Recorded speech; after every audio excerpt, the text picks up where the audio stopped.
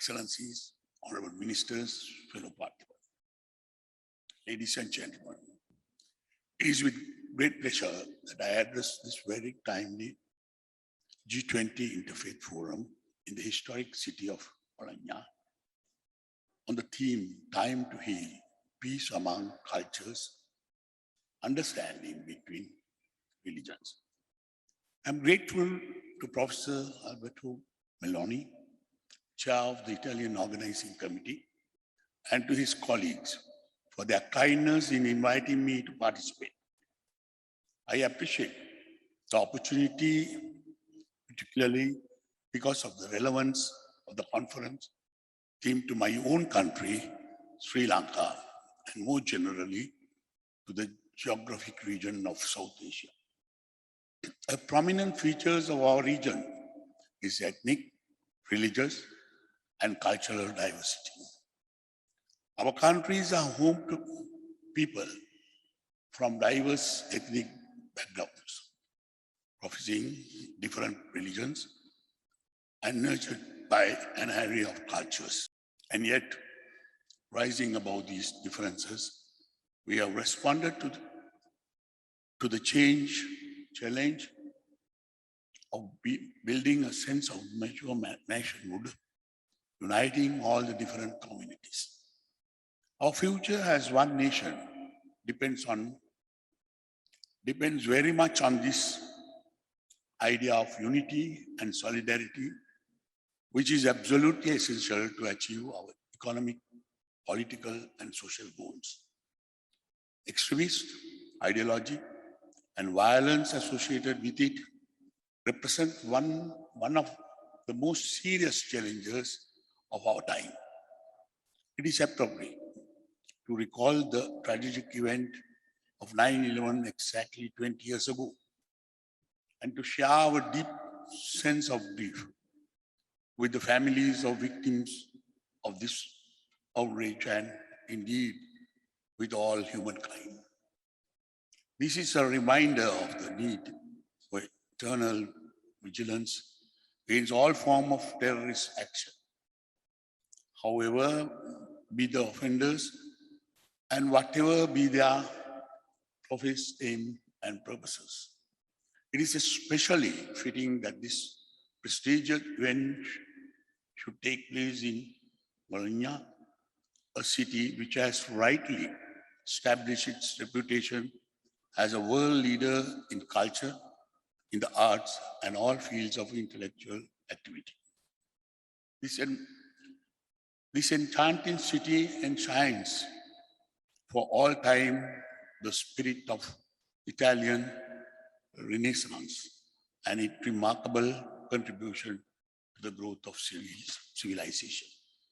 The world has certainly been enriched by the genius and creativity of the great Italian masters of that period in history.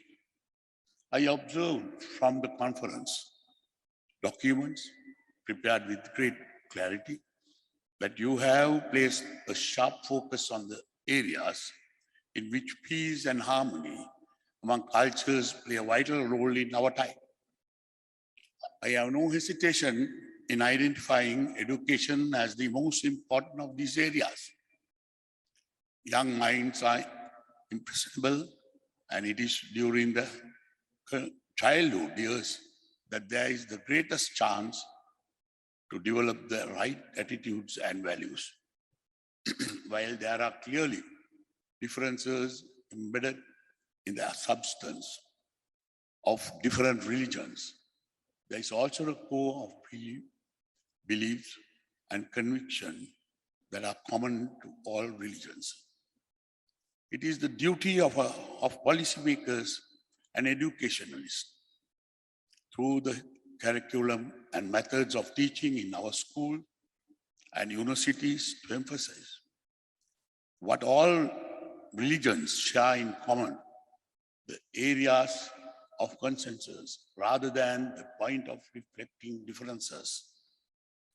Youth in our educational institutions have the unique opportunity to build bridges rather than walls and forge friendship which last through life.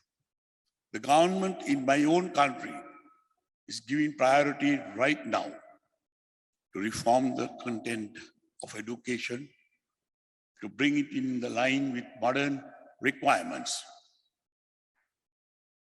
and to equip our youth to secure satisfying livelihoods which will sustain them in life.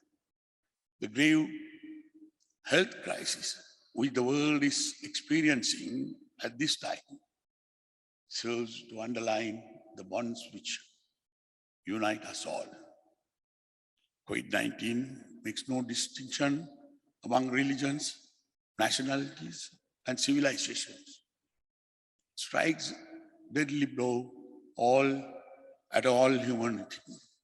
In order to survive the pandemic and resume our lives once more, international cooperation needs to be strengthened.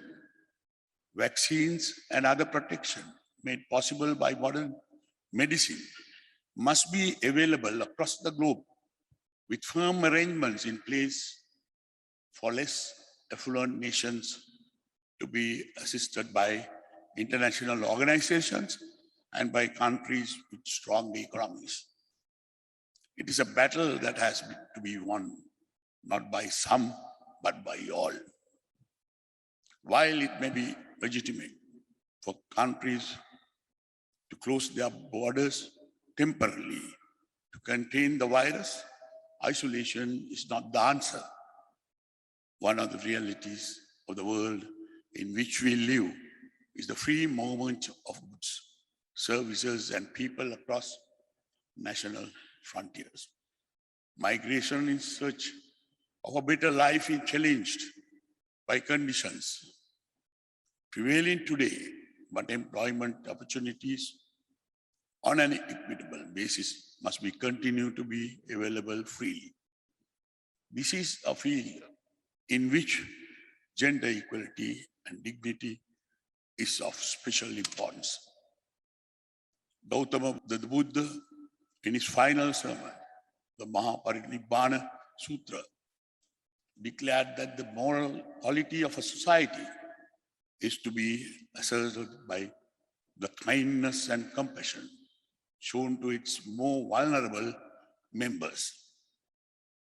Our government is very much preoccupied with the protection of women and children against exploitation and all forms of discrimination at home, in place of employment, and in society at large.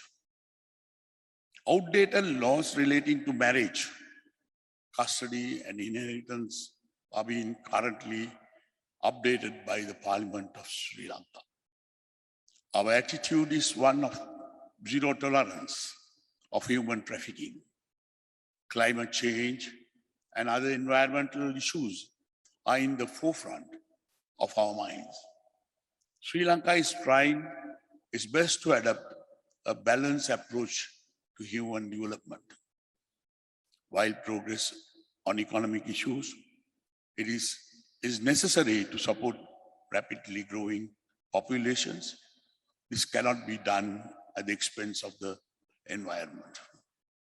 Arahat Mahinda, the son of Emperor Dharmasoka of India, who brought the cherished gift of Buddhism to our shores, addressing King Devanampiyatissa of our country, said, I quote, "O King, you are not the absolute owner, but only the temporary trustee of our mountains and forests, our rivers and streams, the fauna and flora of our land. You are duty bound to hand over these assets to the future generations in the condition in which you inherited them from your forefathers." These words are an integral part of our culture, continue to define our policy towards the environment. Reconciliation is a critical need of our time. Conflicts and escalating tensions are all too evident around us. Peace and stability come from healthy relationship with all who live in our countries, including those with whom we have deep disagreements. Here again, our religion teaches us that hatred is not conquered by hatred, but by love alone. Rather than dwell on grievances derived from the past, we must focus on the present, the need for harmony with points of view different from our own, and inspiring new frontier which awaits us all if we forge the urgently needed links of brotherhood and understanding.